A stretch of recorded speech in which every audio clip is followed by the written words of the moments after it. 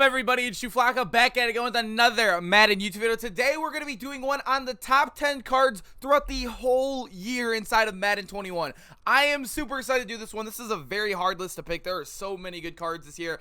And I felt like there was a lot more cards this year than past years. I don't know if that's just me being a little biased to the content this year, but the content seemed to be a lot more consistent this year, so it meant a lot more cards. And there were a lot of very good cards that still didn't even make a list like this. I would give you honorable mentions, but there would be 30 of them. But anyways, boys, if you guys do not know, I post a video every single day. We're going to get into double uploads once Madden 22 comes out. So make sure to turn on those noties if you are new and subscribing. And also smash that like button. One like can help this video go so far. I appreciate you guys so much. Let's get right into number 10. Number 10, we have Barry Sanders. He was our first 93 overall. I think he was a 93 when our highest card was a 90. Maybe I'm wrong on that. I think our highest card was a 90 when he was a 93. That's how OP this card was when he first came out. He had 91 speed. Obviously, the speed is a little hard to compare because these are all coming out at different times. But if you guys remember, this guy, if you had this card, you were basically almost pay to win. Or I wouldn't even say pay to win because I don't believe in pay to win because I think you could just grind for a team. But you had to spend money to get this card on day one. Everybody knew if you had this card on day one, you were ripping some packs. But Barry Sanders is a GOAT card. This card is very good. People still pay so much for his 99 because he always plays really good in Madden. He's a short running back that gets decent animations and always has a great change of direction. And he just plays good. It's Barry Sanders, one of the best running backs of all time in real life. So they gave him the 93 Team Diamond Master, which also gets every single chemistry in the game. And yeah, that's just going to result in basically the best running back to come out for a while. I think he was the best running back in the game for like the first 3 months, maybe. I think it was like 3 months, and he was like the best running back for a while. Number 9, I'm going to have the 96 overall Lawrence Taylor here. This is a card that everybody wanted on their team. He was a must-have on their team. You can see right here, he had over 90 block shed, or 92 finesse move and 96 power move. His block shed was also solid as well at a 91. He was the fastest when released as well with a 92 base speed. Had a power up. It's Lawrence Taylor. He animates a lot better than everybody else. Everybody knows how truly good his cards always are.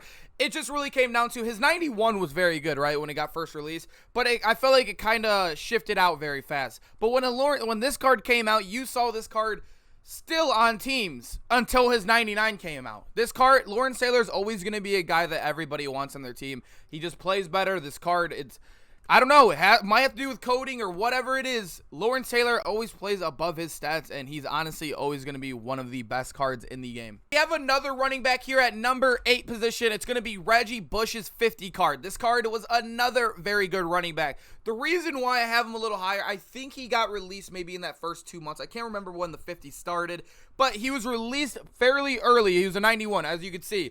But he was a receiving back in a very high passing meta. So, receiving backs that can get all the cheap abilities for cheap. We didn't have Hero Master yet. Or I think we did, but it was on certain builds, and you really needed Gunslinger. So, he still had all the receiving abilities for cheap. Plus, he was a taller running back, and he had great speed as well. You can see he had a 91 speed, which was the exact same as Barry Sanders. But I don't think Barry had a power-up yet.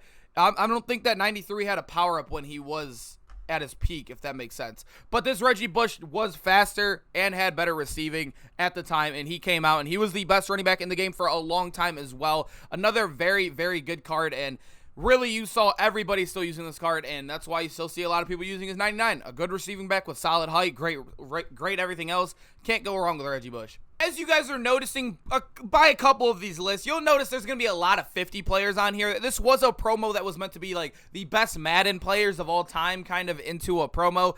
And yeah, Taylor Mays is definitely one of them. Another guy that is 6'3" as a user. 90 speed when he came out was very, very, very solid. If you guys remember, I think we had a couple 90 speed guys. I think there was like, I'm trying to think. Obviously, Reggie Bush was there, but every 90 speed was about almost the average there, where a lot of the faster guys were getting it. But he was a very good card because of his height and his archetype as well. We didn't know much about Deflator then, but some people may have. But Taylor Mays was amazing, amazing, amazing. And you still see people using his power-up expansion to this day. His height carries him tremendously. Always had solid power as well. 92 power at a 91 overall is actually very, very, very good. And he's always been a solid in the box guy.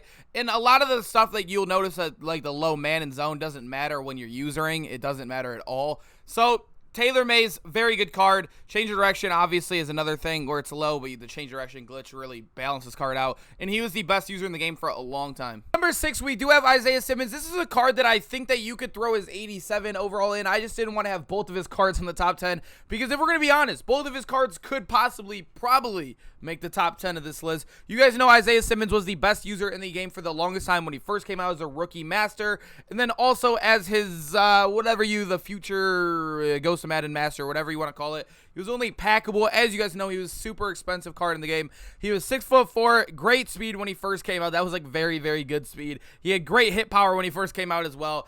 It was just the best user in the game. Like, he was the best user both times he came out, and now he's still probably one of the best. I think he's still top 3 in the game now that he got a power-up expansion. He's just always going to be very good. I'm hoping he's better in real life next year so he can keep on getting upgrades. And hopefully, like I said, if he ends up busting in the league, it'll really suck because I truly think Isaiah Simmons can go down as one of the best Madden players of all time. At number 5, we have Rich Gannon, the first card that got Gunslinger and Hero Master at the same time. The first card in the game. If you guys remember when this card first came out, he was over 500k for the longest time. This is when I had like no coins. I was slacking the whole year because I did make a switch over from PC. If you guys don't know, I did play PC at the beginning of the year. I didn't have an Elgato and I was streaming, so I guess that's where it comes from. But so I switched over from PC to Xbox, and it took a while to get coins. So Rich Gannon was the one that I always did want. Hero Master and Gunslinger is amazing. He came out in the prime of the game when everybody was still playing the game. I think it was around Christmas time. And yeah, 95 overall Rich Gannon, Hero Master and Gunslinger. That's the only thing. It didn't have the best release or anything. Nothing too over the top. It's just he got 2 of the best abilities first, if that makes sense. He was the first card. Kind of weird that they chose... They for sure knew, right? EA had to know they were doing that. Kind of weird they chose Rich Gannon. Maybe they wanted to do it. Somebody over there likes Rich Gannon or a Raiders fan or something. But he was a very good card. He's still... a lot of people said they secretly buffed his arm release as well. Didn't really notice it, but he was just I think he deserves to be on here just because he was the first one to get Hero Master and Gunslinger at the time, and he was amazing when he first came out. Number 4, we have my boy Alvin Kamara. Call me biased, call me whatever you want, but this card was OP when he first came out. He's always had a power-up, so he had 95 speed into a 97, which was very good at that time. That was the normal speed at that time. There was nobody really with different speed. That was literally the best speed right there, besides maybe like 1 or 2 guys. But you guys can see right here, he's a receiving back with great carrying. He had amazing break tackle at a 97 as well. Great change of direction. He was always a good back, and you guys know everybody still uses Kamara to this day. Still a top 3 running back in the game. Not this card, but his 98. They finally buffed Kamara. If you guys know in past Maddens, he's always been a slug. He's always been a slow card. I think they're going to do the same thing for Christian McCaffrey next year. If you guys know, Christian McCaffrey is an awful running back inside of Madden because he always gets cheated inside of the speed. I wouldn't say so in regs because he's duped up with abilities, but when it comes to Ultimate Team, he's always cheated on his speed, and I really do think Kamara used to be the same way, and they finally buffed him, and Christian McCaffrey is one of the best running backs in the league, and he's definitely not slow, so I don't know why they're cheating him on a speed like that.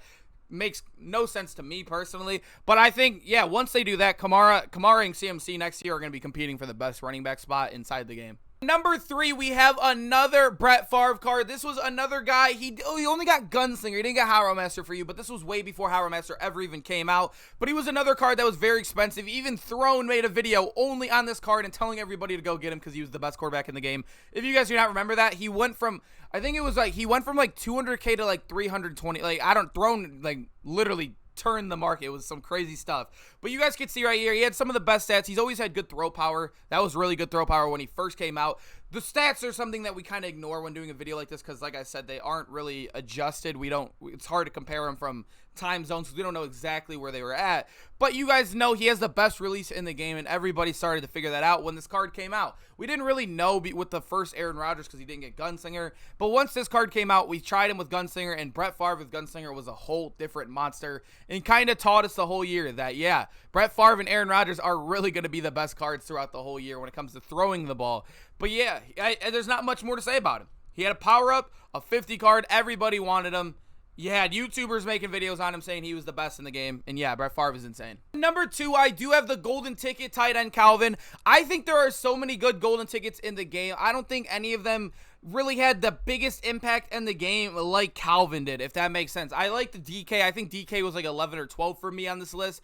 Like, It's just like, there's so many good users in the game. There's so many good cards you could use in the game. But there's no tight end like Calvin in the game. Robert Woods is solid, right? But he is 5 inches shorter, and he's 2 speeds slower.